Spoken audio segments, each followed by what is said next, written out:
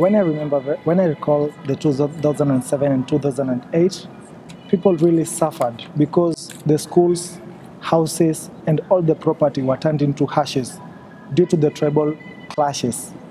And people were killing each other, and there was no hope at all. Because many people who are rich by then, they lost everything.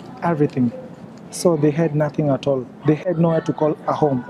So even I remember the place that we were living, we were staying, everything was burnt into ashes, and every school which was near was burnt into ashes. Not because that it was our own wish, but it was due to the tribal clashes. We did not expected that to happen. So it's just like an accident, like which occurred. So what I can tell them is just to keep on praying to God, because also God saved us. Because when I remember very well, people were killing each other, but God saved us.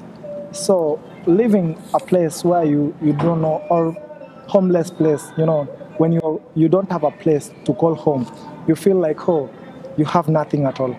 So even us, we had to stay for about 3 years without anything. We stayed in a tent, refugees camp.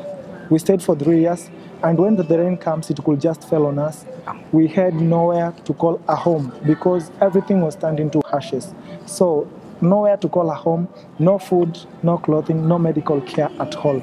So I thank the Lord because we are still alive up to date. So what I can urge these people is that God still loves them, and also they don't have to look for what has happened. They have to look about tomorrow, because tomorrow determines about the future.